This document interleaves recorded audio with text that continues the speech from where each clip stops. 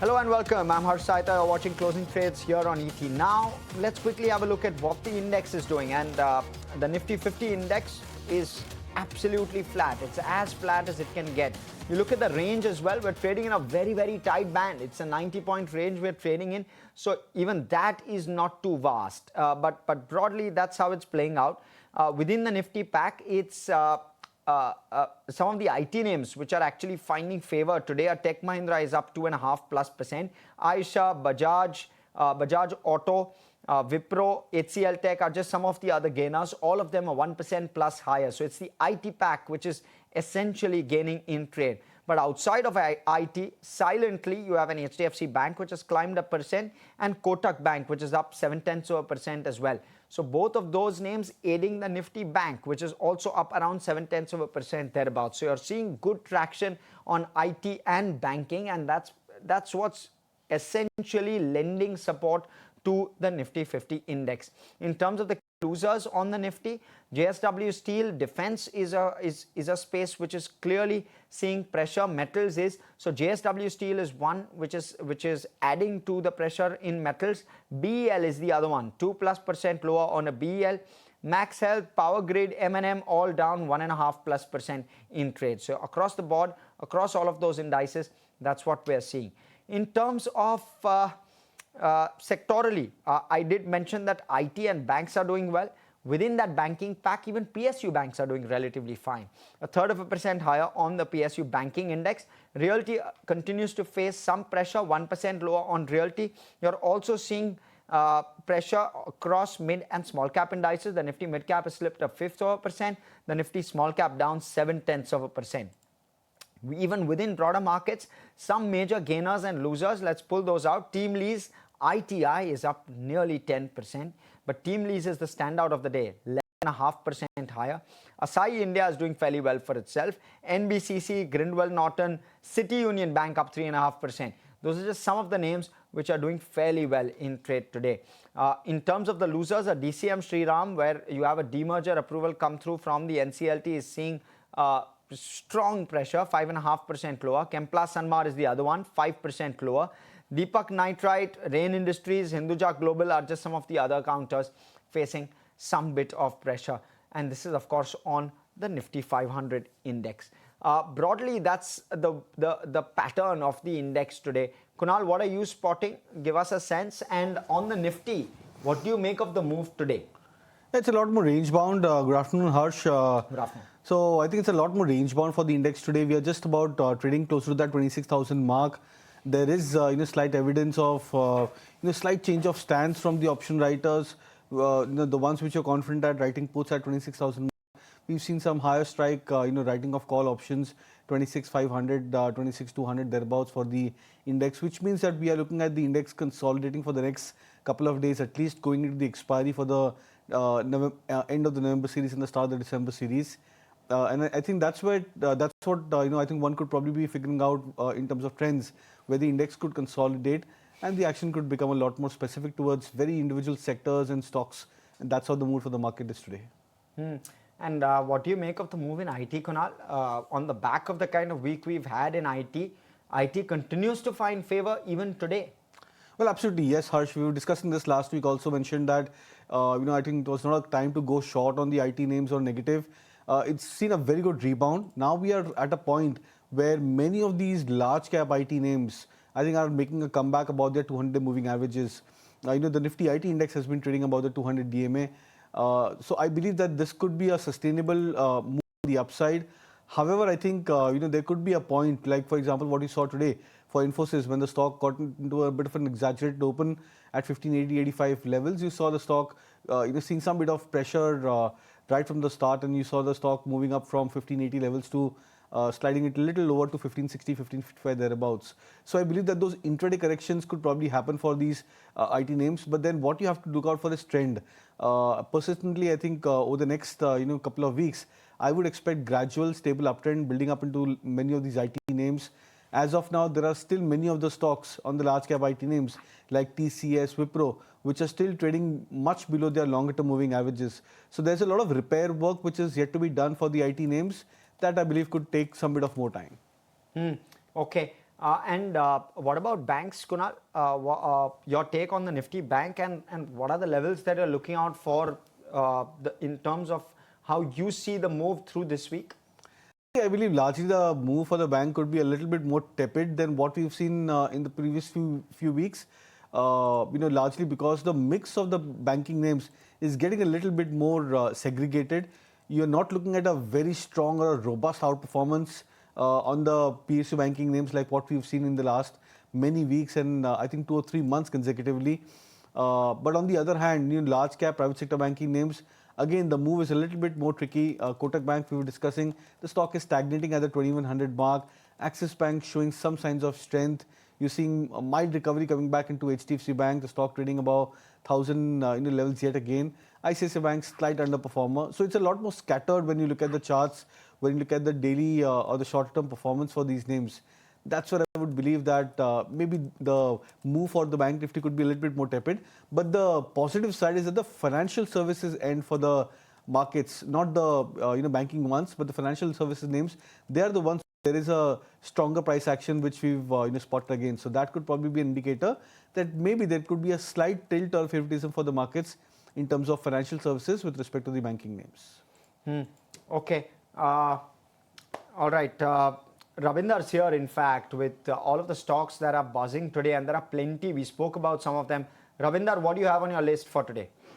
Well, firstly, let's start with NBCC India. On the back of the multiple order win for approximately 160 crore, NBCC India is in focus. The company has won first order of rupees 71.86 crore from Madurai CRC campus, and second order is rupees 42.3 crore from Agra International Potato Center project, and third order is from the Canara Bank for of rupees 45 crore. So back of this multiple order win, NBCC India is in focus.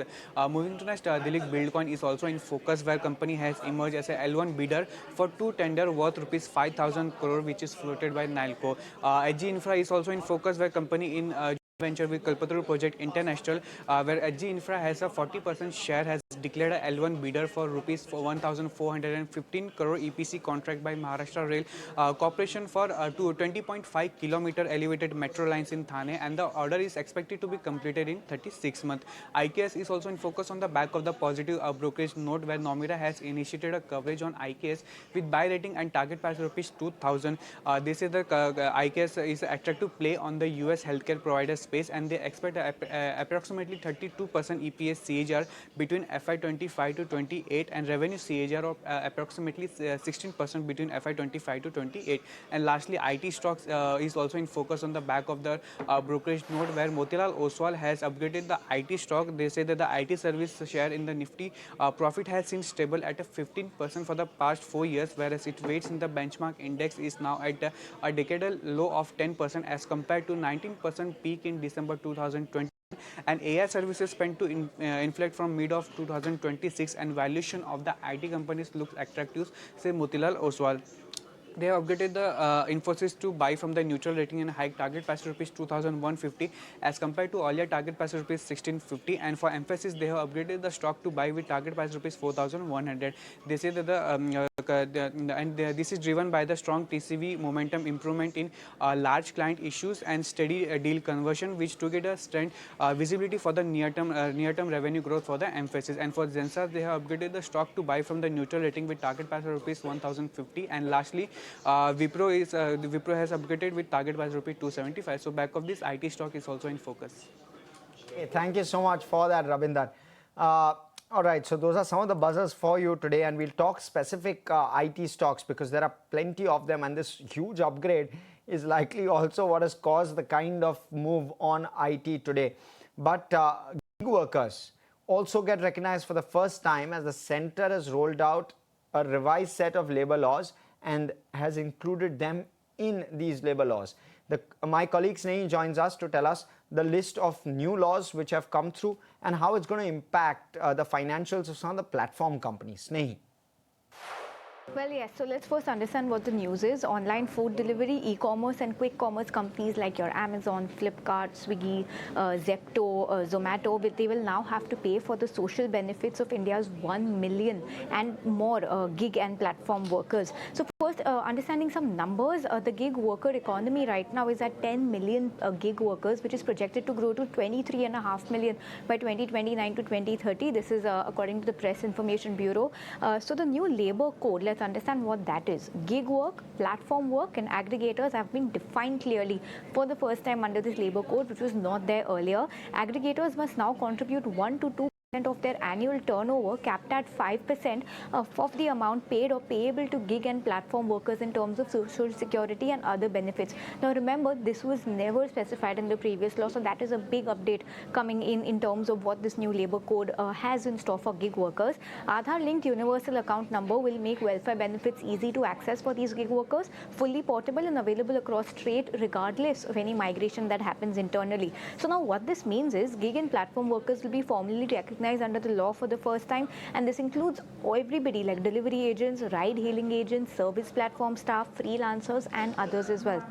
Under Code on Social Security 2020, all workers including gig and platform workers will get social security coverage. They will also be getting PF, ESIC and insurance, and aggregators must contribute a dedicated fund with financial insurance, health protection, disability support and old age support as well, none of which was specified or existed in the previous law. So in terms of this is obviously going affect the top line of the companies between 1 and 5% to the extent that they allot a separate fund for the social security benefits for their gig workers. So far we've had corporate reactions from Eternal wherein they are welcoming this move and they're saying they're deeply committed to adhering to the government's move. Flipkart Group, you have the Chief Corporate Affairs Officer who says that these new labor laws, they provide a more comprehensive and predictable framework going ahead. Amazon spokesperson said that while they welcome this implementation of the government rules, they will also have to see how this impacts their financials. So that's a cautionary statement from Amazon.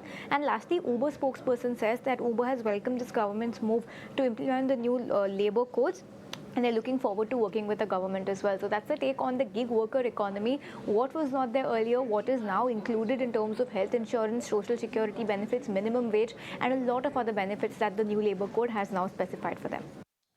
All right, thank you so much for that, Snehi. And let's go across. We had a chat with Bala Subramanian, Senior Vice President at TeamLease Services. He believes that the new labor codes will legitimize and acknowledge the gig economy, which will be profitable for workers in the longer run. Listen to his views. It's going to give a lot of legitimacy to the gig economy, because at this point in time, they are neither here nor there, right? You cannot really call them formal workers, and they are not informal either, in the sense that while their payouts are happening directly to their accounts, but they're not really under the purview of any kind of social security. So before we look at what exactly is in store for them, it's important for us to also look at why labor codes are even relevant and important in the first place on the whole. So if you look at it, we hardly have about 15% of our workforce as formal workers, which is roughly about 8 crore people out of the 55 crore people who are participating in our workforce are formal workers, who are under the broad ambit of social security, in the sense they get a combination of health, life cover, and retirement benefits. Now, without these, unfortunately, a big chunk of our workforce, that is nearly 47 crore people, suffer, and they are at really the mercy of the elements. And if you look at the gig workers, while platforms have done a great job in making sure that their payouts are made transparently to their bank accounts, and you have remittance support as well, they have been at their end trying to cover them under some kind of social security, but it's not really been standardized, it's not really uniform, and that's where this can really make a big difference. Okay, so that was obviously a view. Black and white era, working with several greats of that time. His most famous movies include Sawan Ko Aane Do, Sholay, Chupke Chupke, Stay Calm, Dost and many more. The film fraternity is paying their last respects at the crematorium, with Karan Johar saying it's an end of an era. An official statement from the family is still awaited. Welcome back and thanks for staying with us. And joining us at this point is Deven Choksi, Managing Director at DR Choksi FinServ, to talk to us about how he's viewing markets and what he's viewing in terms of a trend. Good afternoon, Deven. Deven, let me first start off with the standout of the day, which is the IT pack. It's done very well last week. It continues to do well today. Now, I know you wouldn't look at this on a daily basis, but do you believe that the worst is behind us, at least where the IT pack is concerned? And within that pack, would you prefer the larger caps or would you prefer the mid-small cap stocks? So good afternoon, Harsh. Well, I guess I think a couple of points. The large IT companies, Infosys, TCS included, have shown the character of adapting to the change and change for better, I believe. I think we have been talking about this subject for some time now. Up till now, I think these companies have been operating the asset-light model. Today, I think the TCS has shown the path by way of, I think, going ahead with the investing into the asset-heavy model in the sense that capex model, as we call it as. They're putting across the data center end of a JV, and that's where probably I think the beginning of new era should be seen started for many of the large IT companies. The coding part of the business, I think, under the AI is definitely going to take a new shape, new birth, I believe. And these companies have accordingly, I think, made the proper adjustment within their setup. They're creating the new platforms wherein the AI-based application development activity would happen over a period of time. At the same time, I think they started investing money into the product-based, the platform-based approach. And in my viewpoint, I think that's fundamental. These companies are generating cash. They are having significant large amount of cash. On the contrary, every 2 years, 3 years, they pay it back by way of buybacks, etc. So in my viewpoint, I think the right strategy to go. And given that kind of a format in which the companies are adapting today, we believe that the worst definitely seems to be behind them. Once US starts showing larger amount of clarity on the tariff front, in my viewpoint, I think the re-rating for these companies is possible. And 15 to 20% kind of an upside in stock price from the base level, I think is distinctly possible in some of the companies' cases. So we remain selectively bullish, as we said before as well. Very interesting you say that because you're sounding extremely positive, IT. Again, obviously you're not going to give me bottom-up names, but give me a sense, give me a tilt. Do you tilt towards the larger cap IT players, the more traditional ones who are making these investments? Because the ROCs will differ on the fresh capex that they're doing. So how do you view that? Or would you look at the mid and the small cap who are a slightly more agile in that sense and are able to adapt to AI faster than some of the larger cap names? It's a mix of both, I believe. Okay. I think the large cap companies definitely hold the advantage today because the valuation wise, they're not expensive. Some of the mid-tier companies who are B2B player catering to their OEM partners, I think they are definitely slightly more expensive compared to them. But nonetheless, I think both of them are offering a good amount of clarity. The mid-tier IT companies are purely driven by the solution-based approach. The large cap companies are purely driven by infrastructure-based growth approach. So certainly, I think both of them are showing a different character. In my viewpoint, I think selectively you have to include both. Large cap companies in the near term could possibly hold an edge because I think they would give better return. They underperform, they are relatively cheap comparatively. So they can probably give better return. Mid-tier IT companies may take a while, I think, to start participating in the market. So I would think that I think it's a combination of both on a selective basis. Perfect. Kunal, do you have a view or a preference, large versus mid-small within the IT pack? Also, in particular, Tech Mahindra standing out 2.5% in trade today. Yeah, I think today is a day where Tech Mahindra is standing out. Earlier it was the likes of HCL Tech, which is doing very well. Infosys today also I think had done reasonably well. So I think the move is getting spread across many of the stocks within the IT pack. Not just looking at one stock which is leading the charge from the front, but that's a positive, because ideally when you see the move trickling to say second, third, fourth kind of price performers, then we expect that these are the kind of stocks which will also have their fair share of say when the IT index starts to get into an outperforming zone. The only underperforming stocks within the IT pack so far, when we look at the price scale on the larger cap front, are the likes of TCS and Wipro on a relative basis with respect to their previous highs, the distance between the 200 moving averages for the stock and the current market price, etc. So on many of the matrices over here, we are looking at these two larger cap names which are underperforming. So I believe that as of now, one should concentrate on very few select large cap IT names, HCL Tech, Infosys, something which we've been highlighting earlier, as well as Tech Mahindra. Mid cap IT wise, I still believe Persistent and Coforge are the top two names purely in terms of the price trends. Okay, so that's where your tilt in IT is. Kunal, your pick for this afternoon? So to buy calls, I would still suggest at current levels, as we were discussing earlier, that the financial services pocket is looking attractive. So would look out for L&T Finance as one of the interesting picks over here. The stock showing a classic outperformance today, trading about 290 levels. So would look out for targets in the range of 299, stop loss at 290.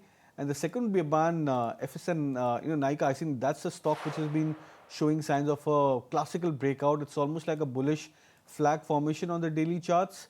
The stock breaking the levels of 267, 268, which is the previous swing high. So would look out for targets in the range of 278 and stop loss at 267. Okay, what we'll do is we'll slip into a very short break. We'll continue our conversation on the other side with both Deven as well as Kunal. Stay with us. Welcome back, and joining us in this conversation is also Ruchit Jain, Vice President, Equity, Technical Research, Wealth Management at Motilal Financial Services. Deven, let me come to you first before I go to Ruchit for a technical call. What's the take like with regard to realty? We've seen the index come off the highs. There's obviously pressure. Execution is obviously something which is now the big focus area for most companies. But debt is low, and therefore the risk per se seems inherently low. Prices are sustaining. How should one play realty in this market? Well, I think in my viewpoint, one will have to keep in mind two aspects.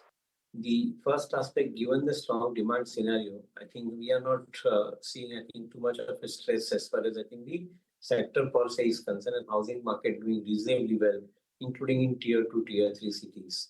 So certainly, I think that's a good point. In my viewpoint, I think across the board, one will not be able to take a call. But I would think that given the kind of opportunity that we see the luxury and ultra luxury segment, that's where possibly I think the better realization come better profits along with better ROC is being seen in some of the companies' cases. Now, if some dedicated developers who are basically following this particular approach, they would be certainly better off, likes of Sri Lotus developers. Maybe I think some of the others, Loda and the Oberoi, they are possibly I think selectively having these pockets as well, apart from having the mass market also at the same time. So in my viewpoint, I think we'll have to be selectively going into this particular space. Okay, and Devin, the one key trend that stood out for you in the Q2 FY26 commentary as well as numbers, a sector, a space, company which you feel really stood out and which you are not anticipating or expecting? So, well, I think we have been following few things, and I'm glad that the cost factor is coming down across the board for most of the companies, including in the chemical companies, commodity companies as well. I believe that chemical commodity as well as metal commodity, they remain relatively more promising given the kind of valuation, given the kind of growth that they're assuming. So we certainly believe that I think the trend is upward in this area, in this sector, and that's where possibly one would like to see higher amount of growth going forward in subsequent part of the financial year. Selectively though, I think not completely buying everything out, but selective companies are definitely showing better performance, particularly those APIs and CDMO ones. I think where the business is regular and at the same time, I think the cost factor is down. I think they're relatively at a better place in chemical sector. Ruchit, anything in realty that you're liking? Well, I think at least from a short-term perspective, the sectoral trend seems negative. Now, recently, we are seeing that the markets had rallied higher.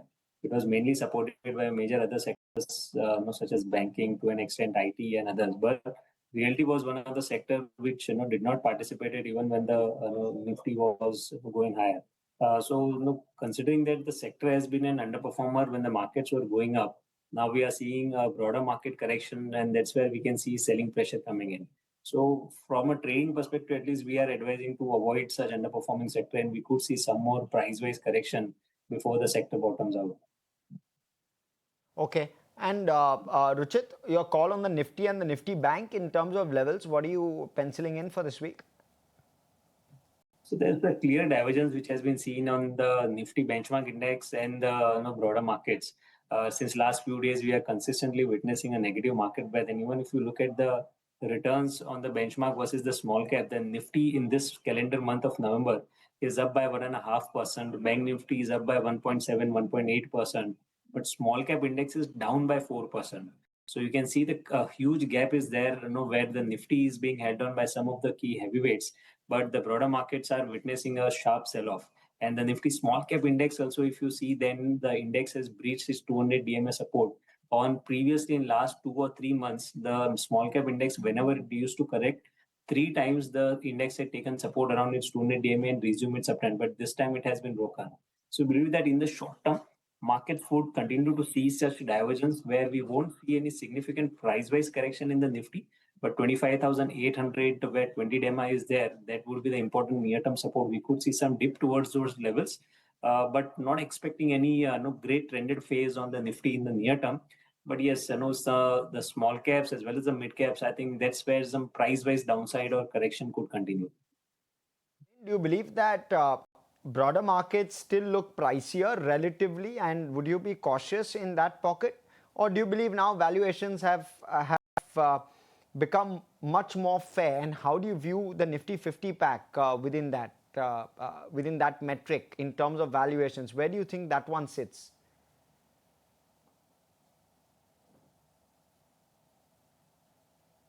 Devin, that one's for you, please. Sorry, I missed that question. No problem.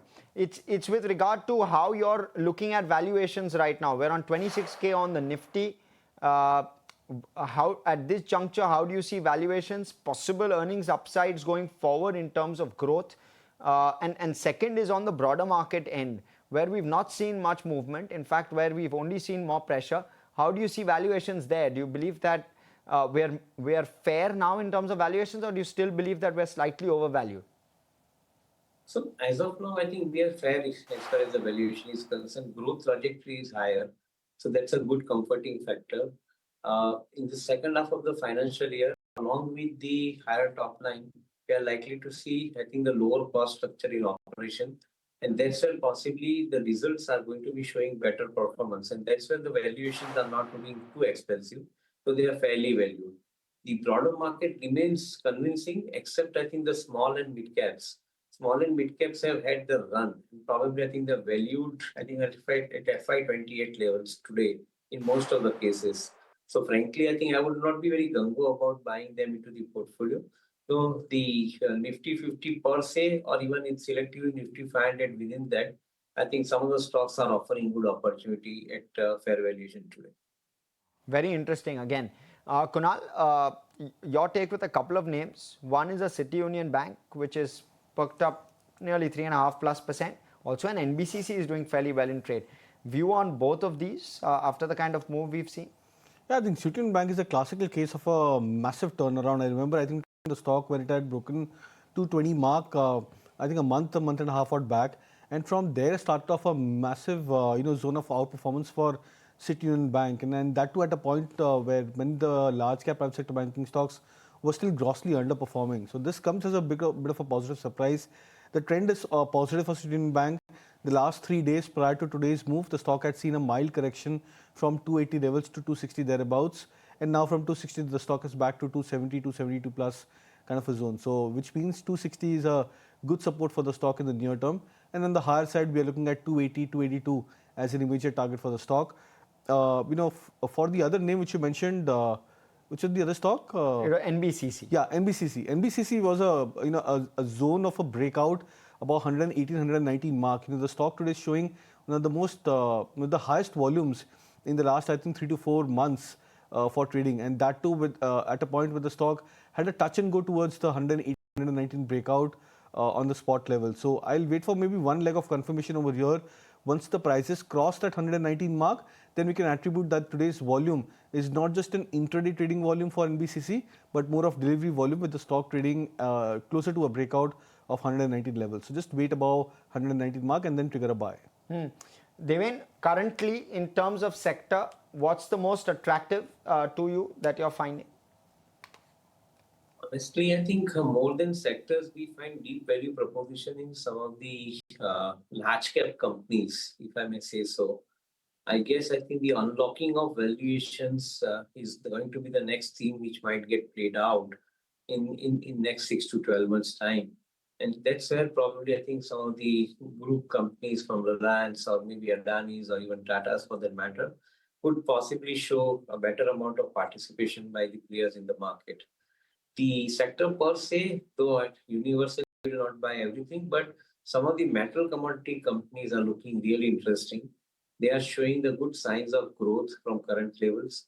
Other side, I think their input cost, the energy cost, is I think remaining on a control level, lower level. Also because of the fact that I think the blended energy cost is coming down for them due to the captive renewable power that they are bringing in. So in my viewpoint, I think some amount of weight should go towards the commodity segment. Within that, I think the ferrous, non-ferrous metal would be, I think, a good choice. Along with, I think, as I said, some unlocking value proposition, which is happening in large cap companies, where we see the growth is going to be probably smarter compared to the others. Devin, give us your view with regard to some of the new age tech companies, some of the quick commerce companies, etc. There's a new labor code which has come through. Does that in any form change your opinion, or do you believe that some of these look interesting? Basket approach, better approach in this case. What's the take? Which side of the fence do you sit on? They are expensive. I think labor codes not changing the course for most of these companies. And I think they remain expensive proposition at this point of time, unless we see a meaningful amount of contribution in form of beating the benchmark yield, that is a treasury yield. I don't think that I think those companies are becoming anywhere nearer to I think buying lists as far as our portfolios are concerned. I think the market has overpriced them, possibly because the rush to include those stocks into their portfolio, given the top line that they are reporting and recording. In my viewpoint, I think won't be in a hurry. Maybe I think you will see the sideways to down movement in some of the cases. And that's where probably I think in corrective market downside would be the better approach at such point of time to play out. Immediately not in rush to buy any of the consumer companies. Rather, as a consumer, we would like to use the tech for advantage of consumer spending. Excellent. Thank you so much, Devin, for coming in and speaking with us. We'll let you go on that note. Some really interesting views this time around as part of the conversation with Devin. Spoke about how IT is looking very interesting to him. The other piece was that larger caps looking quite interesting, especially some of the conglomerate companies, Tata Group stocks, Reliance, even Adani Group stocks. Value unlocking likely is going to be a theme which is going to play out, and M&M, of course, is one of those candidates as well. So you'll have all of those in focus because of what Devin said. But let's go back to Ruchit. Ruchit, your take with regard to TeamLease. What's happened there? The stock was up 11%, has come off sharply from the highs of the day. Currently sits just 5.5% higher. What explains this move? The overall trend of the stock, you can see since past few months has been negative. The stock made up of around 3,000, 3,100 in the month of at the start of Jan this year. And since then, although we have seen a good broader market uptrend of late, but we have not seen any kind of participation from TeamLease services. So that low bottom structure still continues, and because of this significant correction, I think all pullback moves are being used as an opportunity to exit, since a lot of long positions may be stuck at some of the high levels. So until the stock shows any sustainable uptrend with high volumes or a close above the 200 DMA at 2000, I think such pullback moves would get sold into. So overall trend still seems to be negative only. Okay, interesting. Ruchit, do you like any of the platform companies? An Eternal, a Nykaa, a Swiggy, an Urban Company, even some of the new age ones. Do you like any of that? So relatively, if you see, then Nykaa is much better than the other names. The stock has consistently been forming that high top, high bottom structure. The moves have been supported good volumes, while on corrections we are not witnessing any kind of volume-based selling. Because of the broader market selling, there could be some sort of short-term time-wise corrections or consolidation. But overall, I think any weakness because of the markets, if comes in the stock, or any dip if comes, then that should be used as a good buying opportunity. So Nykaa, within the entire this new age technology pack, looks that they, on a consistent basis, it could be outperformer for next few months. Are you also positive on Nykaa, Kunal? Yeah, it was one of the picks also which I highlighted. Sure. And I think also on the longer term charts, it looks fairly positive. Yes, the stock would probably have run up in the last few weeks, and there is a degree of some heaviness in the market. But I believe that with stocks which are riding on higher, much more stronger trend on the higher degree time frame charts, they are the ones which are expected to carry the baton forward. So that's why I would believe Nykaa could be a potential outperformer in the near to medium term. Okay, what we're going to do is we're going to slip into a very short break. On the other side, we're going to get you that exclusive conversation, which we've been teasing, of the Labour Secretary. Now, this is a big move, right? And what's the context sitting in the government? What's the perspective? We'll get all of that for you exclusively on ET Now. Stay with us. Welcome back. Now on to a mega ET Now exclusive. Labour Secretary Vandana Gurnani lays bare the context and the backdrop of the major labour code overhaul. She explains why this was much needed and talks about how this will bring about a transformational shift. Here's an excerpt of that conversation. Provisions for fixed term employment, which again are in sync with the flexibility that is needed in our current economic situation, because it allows industries to be able to hire people for limited period of time when they have a peak demand, and they can hire them directly without going through the contractors. And it's also a win-win situation for the employees, because they get all the benefits of regular employees like leave, maternity benefit, and even gratuity if they complete 1 year. Plus, if you ask me, the youth of today are mobile. They want an experience in a particular industry or a sector, and then with that experience they build their CV and they want to move on to other sectors. So it meets those aspirations that instead of working through contractors, they are working directly with the company, and it helps to build their employability also. When we talk about Industry 4.0, I would also have to talk about women's participation, and these codes have a slew of measures which are in favor of women, whether it is allowing nighttime employment of women. Women are allowed in every employment now, including hazardous industries. Women have options to work from home in the services sector. There are provisions for the care, that is creches, etc., where there are more than 50 employees. So in that sense, it is preparing for Industry 4.0, where women, which cannot happen without women's participation. And again, a big push on digital. The compliances would be all through a digital mechanism. For the industries, there is a huge amount of compliance reduction. So the number of sections and rules come down to 1/3 of what they were previously. There would be a single registration, there would be a single license pan-India, there would be a single return. And the number of returns, etc., that they have to file has been therefore drastically brought down. So in that sense, with the reduction in compliance, it's likely to spur even more domestic investment. You mentioned about gig workers, platform workers. For the first time, they are going to get legal recognition, where these aggregators will have to contribute 1 to 2% of their annual turnover to the social welfare funds.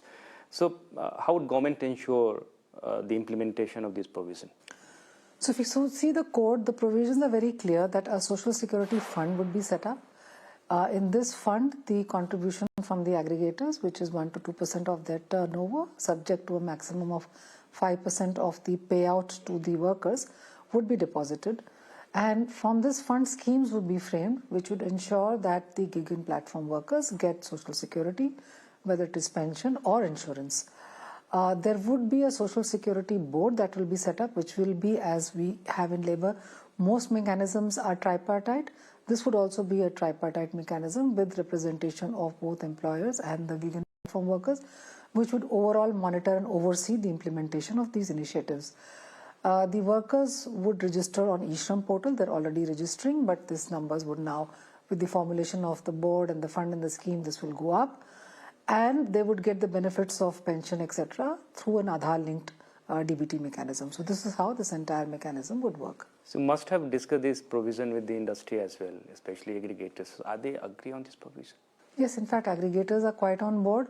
From our discussion, aggregators were actually looking forward more to a national framework and a national governance mechanism, because they work across states. So instead of different states having different mechanisms, aggregators were more in favor of a national framework. Also, from the perspective of a gig and platform worker, it works very well, because when they move across states, their social security becomes portable. It is not that if they move from state A to B that they lose their social security. Especially pension is a long-term social security. It needs to be portable, and therefore this national mechanism will be a win-win situation for both aggregators as well as the workers. One of the provisions is that there will be mandatory health checkups for the employees above 40 years.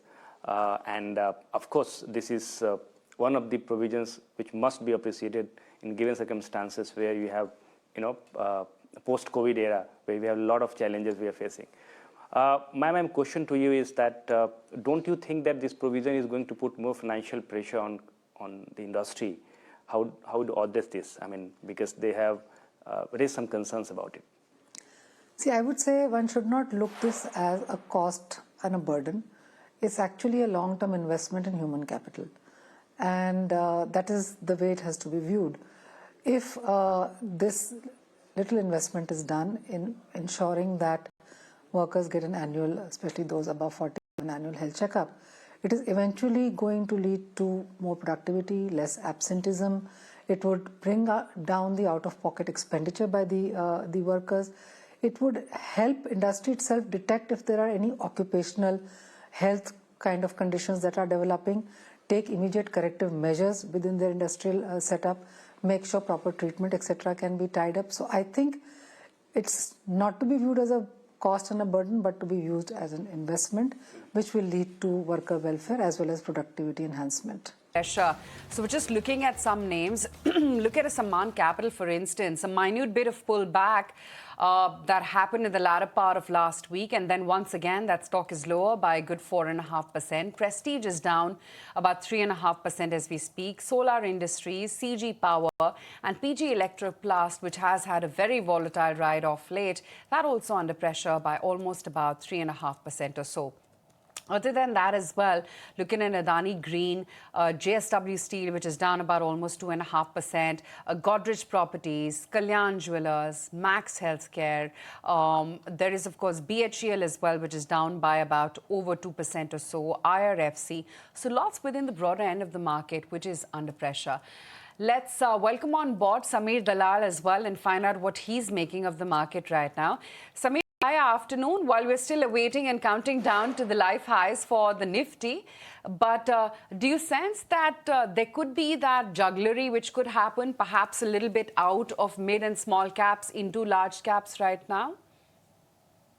So if you ask me, that's already happened, right? Given the fact that large cap has been rallying while your mid and small cap are getting butchered, tells you that more money is moving to safe havens, or people wanting to secure their downside rather than focus more on the upside. Because when you have more people chasing the upside, that's when your mid cap and small cap start getting attractive. So I think that what you said is already beginning to happen. I'll be very frank here, and I hate to be the bearer of negative news, but every time we've seen this in the past, when large caps continue to move up and the breadth of the market narrows like this, we've seen a sharper correction come through, first in the small and mid caps, and then the large cap follows that trend. So could it be an indication of something that has to come? I'm not saying it is going to be an indication, but the fact still remains that valuations remain high even after such sharp corrections in the small and mid cap. Many of them are trading at 30 to 50 times earnings. In the large cap, also stocks are trading expensive. Stocks like HUL, Asian Paints. I mean, if you go through the entire basket, Trend, which is now in the index, all of these are still trading well above 50 times earnings, and that doesn't put comfort when you look at it into the market. So, if you look at it on the blended basis, yes, the valuations don't look as expensive. They look on a consolidated 22, 23 times earnings.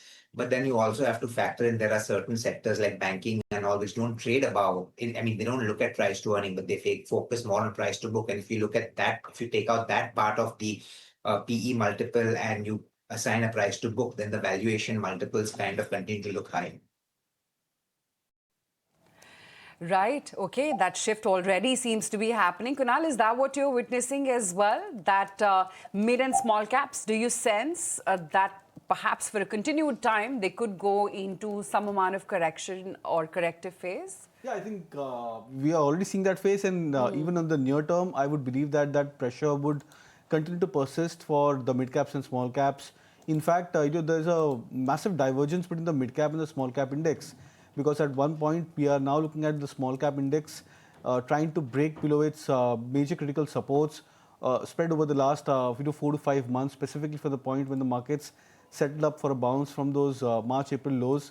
So I think in that sense, we are looking at a point where the small cap index is on the verge of a breakdown.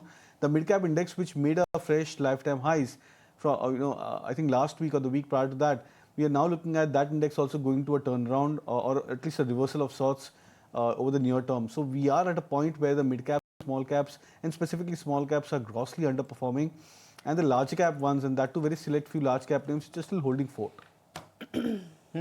Okay. Now let's shift focus though. Jewelry retailers, they've delivered a very strong Q2. Gold prices surged, festive demand lifted sales. Studded and lighter weight designs have been driving the momentum now. October also brought in fresh records for names like Senko, Thangamayal, and Snehi takes us through those trends on what Q2 numbers look like and what we could have in store going forward. Snehi.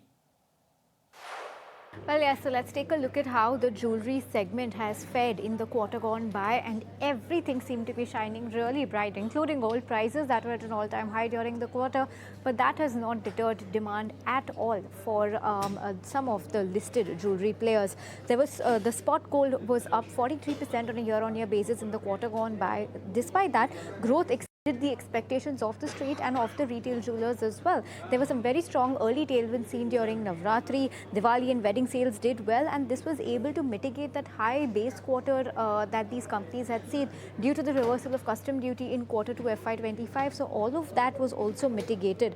If you take a look at the key highlights in quarter 2 to begin with, there was sluggish buyer growth in plain gold. So studded was the trend of the season. There was more reliance on old gold exchange. So names like Titan, Senko saw this program work out very well for themselves, wherein people bought their own old gold and got that refurbished or remade into new jewelry. Studded jewelry gained traction like we were just talking about, and lighter weight jewelry saw more preference this time around given the high gold prices.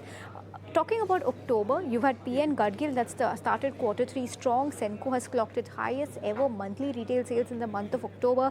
Thangmail jewelry in October itself has reported 1,000 crores rupees of sale. So Diwali, Dhanteras have been very strong tailwinds for some of these companies. Let's come to the financials now and take a look at the same store sales growth trend of some of these companies. CaratLane at 15%. You had Kalyan that was topping the charts at 16%.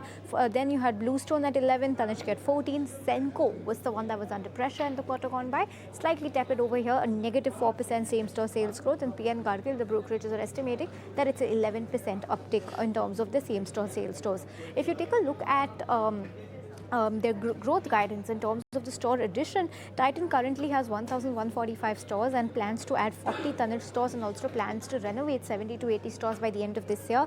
Kalyan that currently has 435 stores is targeting 84 Kalyan stores and 80 Candere stores by the end of FY26. Bluestone has 311, targeting 70 to 80 more by the end of this year. Senko Gold has 192 stores, targeting 8 to 10 more stores in their high growth regions of the north and the east. PN Gadgil, 63 stores, remains on track to achieve 76 to 78 stores total by the end of March 2026. That's about 13 to 15 stores more for the year that's remaining, the financial year that is. So that's the take on the jewelry sector, shown really brightly in the second quarter. Names like Titan, Kalyan did very well. Senko was slightly muted on the SSSG front, but the growth outlook remains very, very bright for these companies now that the wedding season is also underway, and given that we've also seen a slight moderation, although very temporary, in gold prices. Right, okay, it's the jewelers which continue to shine on. But what's been rebounding and rebounding very smartly are the two QCOM players, that's Swiggy as well as Eternal. And look at the kind of rebound that you're currently seeing on those stocks. And I mean, to be fair, you did have that knee-jerk reaction post the the labor laws which got announced. And then after the weekend, these stocks did open in the red, saw a little bit of recovery, and now up a good 5.5% for Swiggy as we speak right now.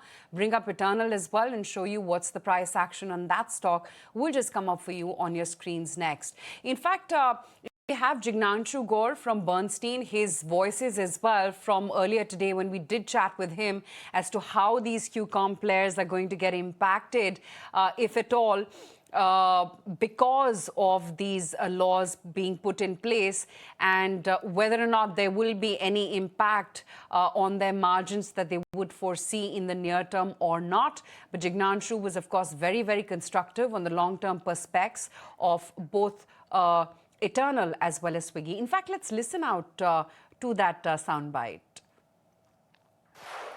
Over some time, I think the companies do have the ecosystem power to diffuse the extra costs that they would get, especially more easy on food delivery. On quick commerce, because the losses are already quite high, and it's going through its own evolution, I think it's too early to say whether a 1 or 2 rupee extra cost per delivery is something which the companies can absorb. Because for quick commerce, anyways, we are looking at an F28, F29 profitability metric. So that sort of gives them the time to rejig their models to reduce the overall impact. I don't think they will pass it immediately because there is a price elasticity, and this will probably be easier on food delivery side because you don't need to pass it all to the customer. You can also tinker around with the commission rate and take rates from the restaurants. Okay, Samir, let me come to you with regard to the impact of these new labor laws on some of the on some of the platform companies.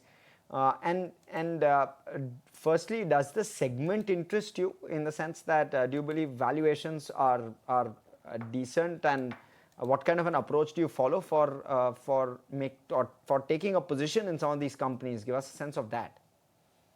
Okay, so I honestly haven't studied the label in that much detail, and I won't know exactly what impact it's going to have on them. But what I can tell you about the segment, so the food delivery segment, we remain extremely optimistic and positive, given the fact that most of these companies have broken into the profitability into black, and as the scale keeps increasing and the operating leverage keeps coming through, I think profitability will keep increasing.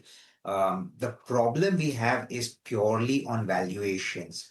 So although the operating leverages are very strong, for justification of some of the valuations, I think the profits need to grow at least 5x from the current level, especially for something like an internal. For Swiggy, it'll be even higher. Before we can say that there's some rationale behind investing in the stock. You can't keep looking at price to sales only all the time. You have to look at what earnings come through in the space. So that is where we have a stumbling problem.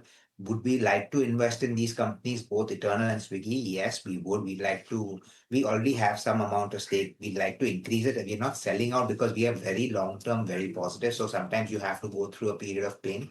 But would I recommend someone to buy either of these at these levels? Swiggy, if it comes closer to the IPO price, yes. Eternal, I would want to say closer to 220 or 200 is where we have comfort levels. But on how the impact of these labor laws are going to affect, I haven't studied in that much detail, but I think most of these will eventually have to be passed on to the end customer, and it's not going to be Swiggy and Zomato that bear the cost. Kunal, this sharp spike on Swiggy, what does that indicate? And then Zomato, the fact that it's not really been able to resurrect. Yes, there was that knee-jerk reaction when the stock did sink sub that 300 mark, which it did last week as well. From there, it's resurrected, but just about floating around 301. Yeah, I think it tells that the markets are looking beyond this news flow for both of these stocks. So yeah, on the short-term charts also, if you look at the last 1 week, 10 days of price performance, for both of these names, Swiggy closer to 400 mark, 3D5, I think has formed a double bottom support. Zomato Eternal at current levels closer to I think 290, 295, which is again the low the stock had made today. It's more like a double test towards that kind of a support. So which means we are looking at some solid demand territory being reached by both of these names. You might see one case, one of those days where one stock manages to see a bounce, then the other one more of an outperforming stock. But then eventually, I think if these stocks hold on to their support levels, you could probably expect that these stocks may just about go into a time-wise consolidation, form a bottom for themselves, and then eventually start to get into an uptrending mode. So I believe as of now, the first territory where these stocks have taken support are closer to 290 for Eternal and closer to 385, 400 for Swiggy. Okay, so interesting. That's broadly the pattern. Honeywell is up 8.4%, Kunal. What's the take there and what's happening? Yeah, I was looking at the charts earlier also, and the stock seems to be coming out of a major corrective wave. Now, the last 3 or 4 months, the stock has fallen very sharply from 42,000, 42,500 to almost 35,000 levels where it's traded right now. And when you look at this in comparison with 2024 highs, where the stock was almost 60,000, and from there the stock had corrected towards 35,000 mark. So it's more like a 40% plus kind of a correction for a stock like Honeywell Automation. And it seems like maybe the stock is trying to form a bottom over here where the demand is getting a little bit more stronger. The risk reward starts to look attractive at current levels. These are not typically high beta stocks which you keep expecting that these stocks may perform 8%, 10% in a matter of few days. These stocks, they have a habit of going to a gradual uptrend, but till the time the previous swing lows are not broken, then I believe the trend could be solid for these names. So as of now, we'll wait out for a point where stocks like Honeywell Automation doesn't break below the previous supports. The nearest support for the stock is at 34,000 mark. And Samir, by any chance, do you like cement at this point? It's not a sector which we talk about too often, but it's the obvious play. Infra plus the monsoon behind us with likely orders coming through and strong execution, large order books that companies are already sitting on. This could well be the play, right? Yes, absolutely. I think demand for cement is only going to remain strong going forward, given the fact that two things. So cement, the largest demand of cement comes from real estate. And you see the kind of pre-sales that a lot of these companies have done. Obviously, now the construction work for all these pre-sales has to continue to happen. So demand for cement is going to remain robust going forward. The infra side also, like you rightfully said, infra books are large. Government is continually looking at doing more infra projects, roads, ports, blah, blah, blah, the works. So all of that is going to see demand remain strong. Where the problem lies is the benefits of operational utilization has not come for these companies because these companies have been constantly adding capacity across the board. So I don't deny the fact that it's a very consolidated market on the larger end. I think almost 60% of the capacities with the top 5 players in India. So they control a large chunk of the market, and hence the pricing is kind of to some extent controlled by them. But unless these utilizations move up to 85, 90%, it becomes difficult for the profitability to increase, because if you keep working at 70% utilization, you're never going to be able to get the benefits of all of the capacities that you put in. So we continue to like cement from a longer term perspective. We think it's a great opportunity. Corrections in stocks have also come. I think Ultratech's corrected from 1,300 to 11,500. ACC, Ambuja are down quite significantly from the high. In fact, ACC is trading closer to the bottom 52-week low, if I'm not mistaken. Ambuja too is trading at its low. So opportunity is right. Problem only simply we need to see utilizations going up. How will that happen? I don't have an answer in the short term, but if you have a 3-year view, these are good investments to make absolutely at this point of time. Okay, it seems like good investments to make right now. IT, that's the one which has been seeing quite a bit of turnaround. In fact, that was the case last week too. And right now I can see KPIT Tech, TechM, these are all names which are holding out very smartly. Infosys, of course, although it started off the day much stronger, from there it's cooled off. But even right now, sitting on a good 1% off again. But let's address an ET Now exclusive now. And the government, it seems, will table the Insurance Laws Amendment Bill in the winter session of Parliament, proposing 100% FDI, open architecture for agents and composite licenses that let insurers offer life and non-life under one roof. Anurag Shah, my colleague, is here with more details on what he's picking up from his sources.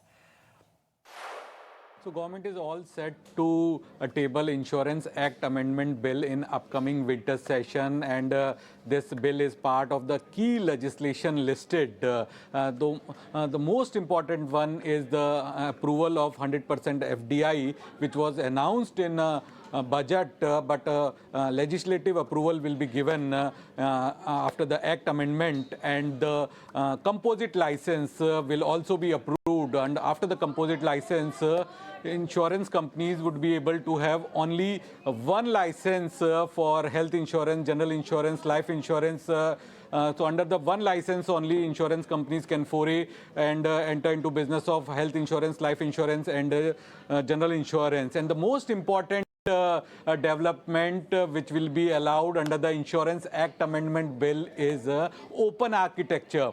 So currently, a life insurance company can have one agent, general insurance company can have one agent, and a standalone health insurance company. So one agent can tie up with only one life insurance company, one general insurance company, and one standalone health insurance company. But after the open architecture, agent can tie up with the multiple insurers. So that will be allowed under the Insurance Act Amendment Bill, and it's a negative for LIC, SBI Life, and ICICI Prudential, because these life insurers were opposing open architecture in life insurance. But as per our sources, government is moving ahead with open architecture, which will allow an agent to tie up with multiple insurers.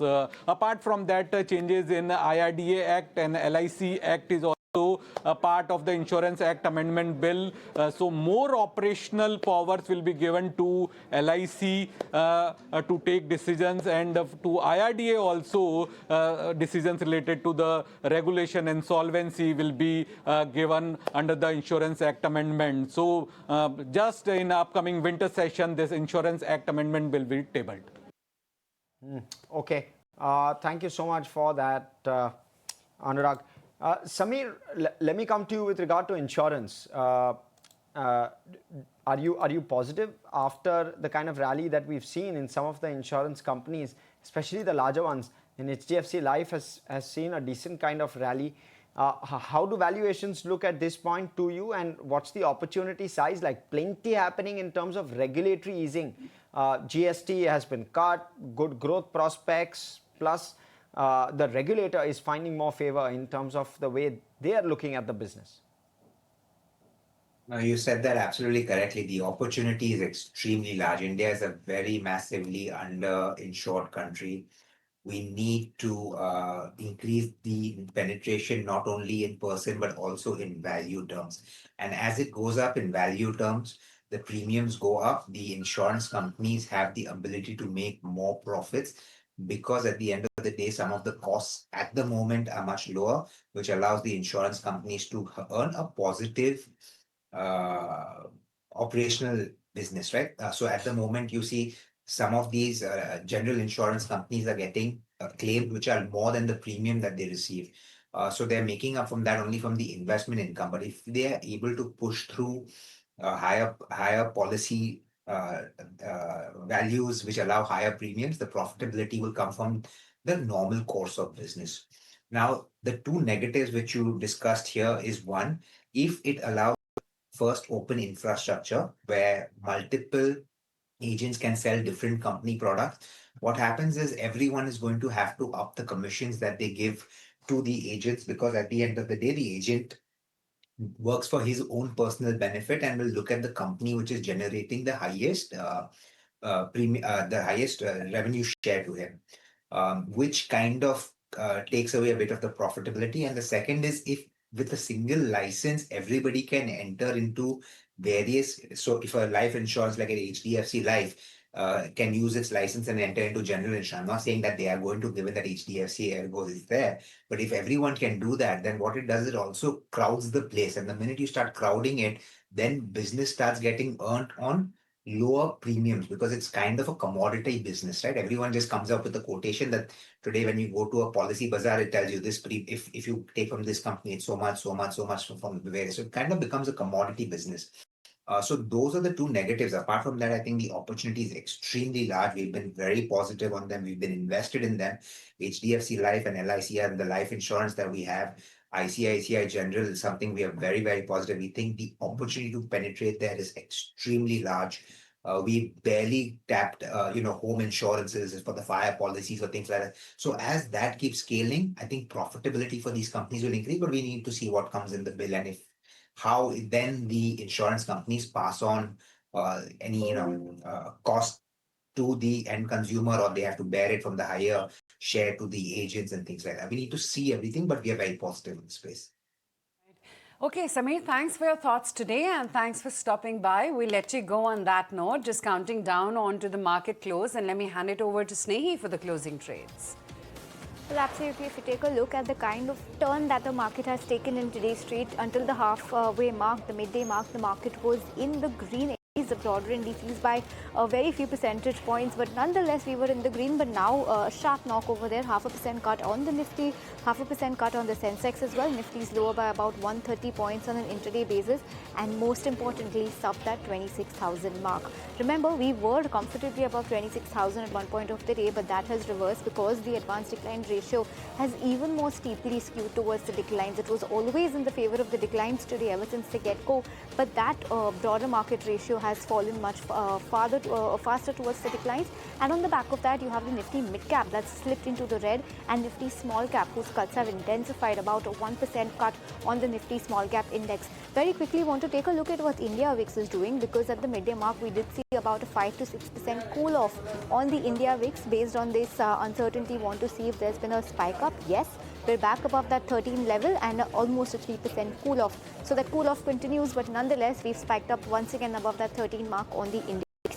Taking a look at some of the index gainers, you had Tech Mahindra that did well. Remember, Motilal Oswal upgraded a lot of the IT stocks, and they're bullish on the IT space. On the back of that, Nifty IT was the only sector to close in the green today. Good move on Nifty IT with names like Tech Mahindra, Wipro, TCS, all of them doing well. On the flip side, you had a whole host of stocks from the Nifty 50 like BEL, JSW Steel, Max Healthcare, Dr. Reddy's Labs. All of them saw steep declines. If you take a look at the broader market moves, then you had, before that, let's take a look at some sectoral moves. IT, the only sector in the green. On the flip side, Nifty Realty, a 2% cut, a 6% cut on Anant Raj, the biggest Nifty loser today on the back of these labor laws and what they could mean for some of the real estate construction costs. So metal, energy, FMCG, auto, pharma, media, banks and PSU banks, that's the pecking order. Names like IKS, Jyoti CNC, NBCC on the order when Afcons Infra did well. On the flip side, Anant Raj, First Source, Deepak Fertilizer, Chambal Fertilizer, Himadri Specialty.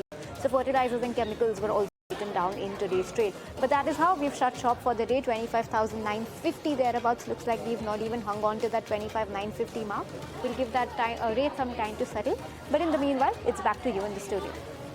Right, okay. Well, flattered to deceive. Just when you were gearing up for that all-time peak, 0.5% lower is where we're shutting shop for the day. Kunal, what's it looking like? Yeah, I think today, the last half an hour specifically, we saw the selling because of the rebalancing which was going on. 400, 500 points on intraday dip on the Bank Nifty. We were cruising up quite well, and we've been outperforming many of the global indices, specifically over the last 1 week of the kind of sell-off which has been there, which has been happening there. So I think in that context, there have been positives and negatives for our market. But the only change which has happened today in the last half an hour, and we need to see whether there is more confirmation tomorrow, is that massive selling which has emerged into the call option, call writers, and they are back. So I think from 26,200 levels, we saw writing back towards 26,100 mark, and at one point, there was almost like a 2 lakh open interest addition at the 26,100 call writing mark. So that should act as a ceiling for the index over the near term. Right now, I think we traded below the 26,000 mark. So expecting that if there is any kind of a bounce back across the globe, we may just about try and come back towards 26,000 levels. But consolidation is, I would believe, the name of the game over the next couple of days. And that should happen, given that European markets have started off well in the green. I'm just looking at the screen right now.